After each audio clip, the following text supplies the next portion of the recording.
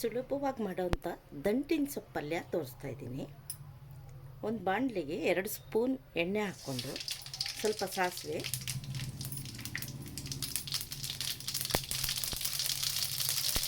ಸ್ವಲ್ಪ ಉದ್ದಿನಬೇಳೆ, ಒಂದು ದೊಡ್ಡ ಈರುಳ್ಳಿ ಸಣ್ಣ ಕಟ್ ಮಾಡಿ ಇಟ್ಕೊಂಡಿದ್ದೀನಿ, ಕರಿಬೇವು, ಈರುಳ್ಳಿ,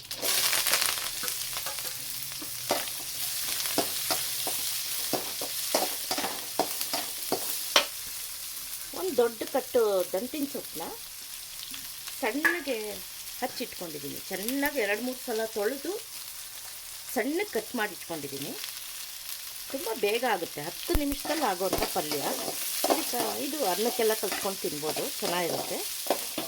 ನೆನೆಸ್ಕೊಂಡು ತಿನ್ಬೋದು. ಈ ದಂಟಿನ ಸೊಪ್ಪು ಹೆಚ್ಚಿಗೆ ಬೇಸಿಗೆಯಲ್ಲಿ ಬಳಸೋದ್ರಿಂದ ತಂಪು ಇರುತ್ತೆ. ನಿಮಗೆ ಮೋಷನ್ ಪ್ರಾಬ್ಲಮ್ ಇದ್ದರೆ ಅದು ನೀಟಾಗಿ ಕ್ಲಿಯರ್ ಆಗುತ್ತೆ.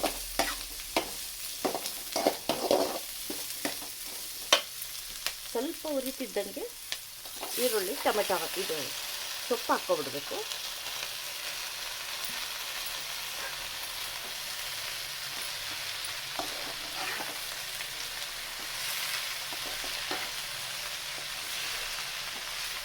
ಸೊಪ್ಪು ಹಾಕಿದ್ಮೇಲೆ ಮುಚ್ಚಿಟ್ಟು ಬೇಯಿಸ್ಕೊಬೇಕು. ಹೀಗೆ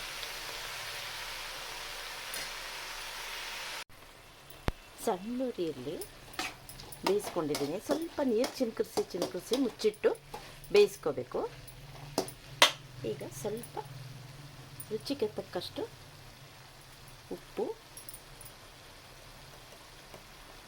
ರುಚಿಗೆ ತಕ್ಕಷ್ಟು ಖಾರದ ಪುಡಿ, ಬರೀ ಮೆಣಸಿನ ಪುಡಿ,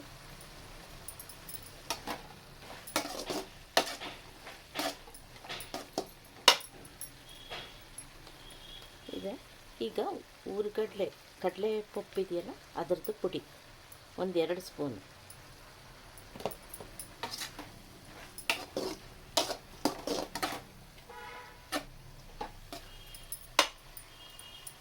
ಒಂದು ಕಪ್ಪಷ್ಟು ಕಾಯಿ ತುರಿ,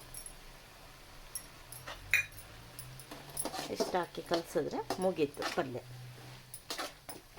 ತುಂಬ ಟೇಸ್ಟಿಯಾಗಿರುತ್ತೆ ಅನ್ನಕ್ಕೆ.